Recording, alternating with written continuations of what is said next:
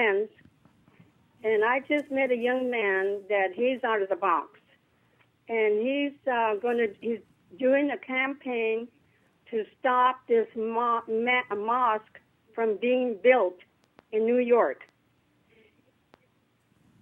Yeah. Yes, and also talking about, immigrants coming here from foreign countries. Right. They're really bad on the immigrants that are here picking Right. the fruit, because a white man thinks he's too proud to bend down and pick a cherry or pick tomatoes or whatever. One thing that I didn't address today on this particular show, but has been exploding the mainstream media, is this racial conflict stuff that's being amped up in the mainstream media from every conceivable direction.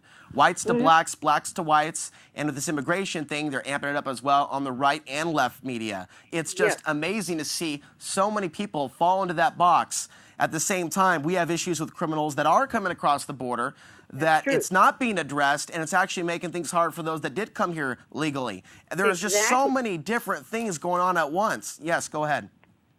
So anyways, Alex, what I'm trying, I have a number that I'm going to be calling the Obama administration. They have a hotline to send in your thoughts and this and that and the other. And I have a list that I'm going to be calling in about this sheriff in Arizona that has an outdoor prison with all these undocumented Mexican people from Mexico that have come here to work.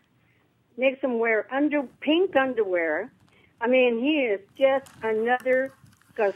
Well, please use your voice as your weapon of choice, and whatever opinion you have, definitely don't just call into talk radio. Send your letters to the White House. Thank you very much for your call. Let's see. We did play several of the videos that we were going to play. We need to cover some other things as well pertaining to some other developments. So let's move quickly to graphic number 37.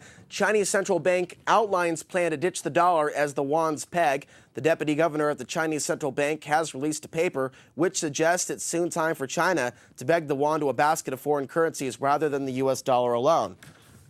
Next one, homeless increase on Hawaii's beaches, creating politicized debate on shipping them out.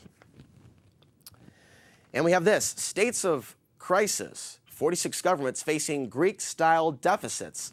Bloomberg News, stimulus funds now are drying up for many states, including Oregon.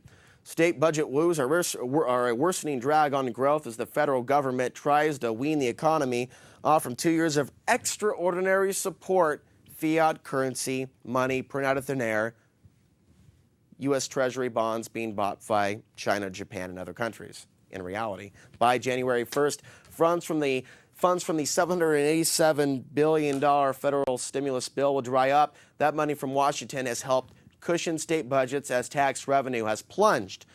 State leaders won't be able to ride out this cycle the way that they have in the past. The budget holes are too large.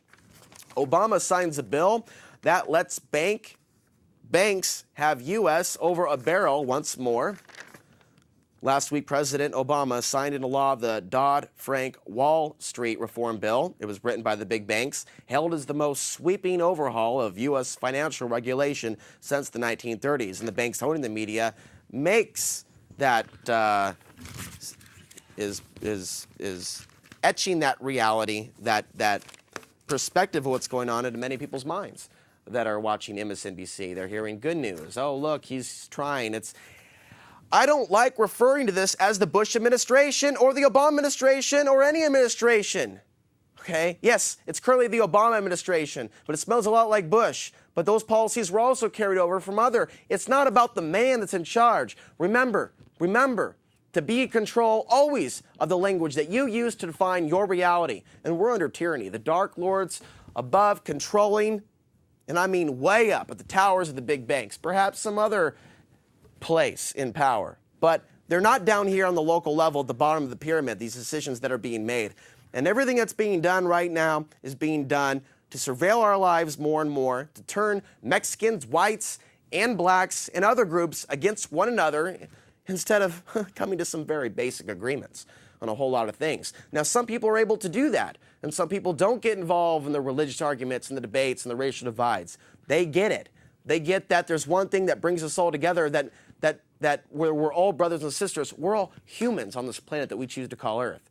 There's a lot of very, very primitive behavior that is going on at this time, and it needs to be, we have to evolve beyond it if we're to get out of the situation that we're in. There's a lot of people out there that are looking forward to a race war.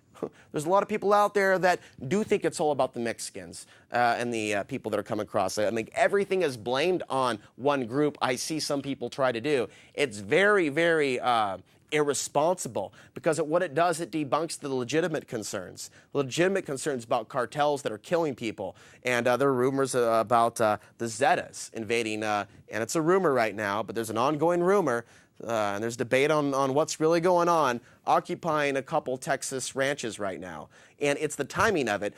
They also sent about 1,200 National Guard troops down to the border at this time. And that could be in anticipation of some event, but I don't think it has to do with holding back illegals. I don't think it has to do anything along those lines. They're sending troops down there, perhaps, I think, for some other reason. But only time will tell. Again, they're using the excuse of going to Costa Rica with the 7,000 ships to fight narco traffickers. They're sending a whole army down there to fight narco traffickers. Now, we need to go back to some other things. Gerald Celente talks about some of the things that are going on in his latest Trends Research report, writing that the Greek tragedy was just Act 1 of the Greatest Depression, itself the precursor to the first Great War of the 21st century. In early scenes, as economies failed, civil protests escalated beyond control. The usual mix of demigods, rabble-rousers, and agent provocateurs attempted to infiltrate, disrupt, and radicalize the mass protests in efforts to hijack or discredit movements born out of legitimate discontent. Desperate to retain power, governments imposed harsh measures culminating in martial law. Under the pressure of the Greatest Depression, coups will be staged and governments will topple. In some countries, revolution will be orderly and potentially constructive. In others, regime change will be violent as extreme elements take the helm. Dictatorial powers, backed by military might, will be promoted as a simplistic solution to complex problems. The new regime, successful at whipping up patriotic fervor, but unable to deliver on their promises, will find scapegoats to shoulder the blame.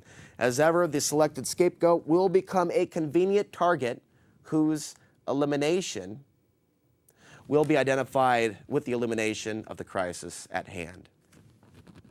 Drop the bomb.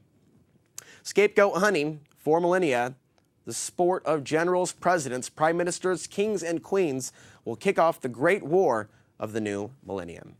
Here we are looking at North Korea, China, Russia on the sidelines, all of this building, an oil spill, preparations to dump the dollar, martial law drills in the United States, where they're integrating foreign troops from other countries like Latvia, the Czech Republic, Poland, the Netherlands, the UK, Australia, Mexico, Colombia, Chile, and on and on and on. Yes, the United States is in 700 other countries, 700 bases.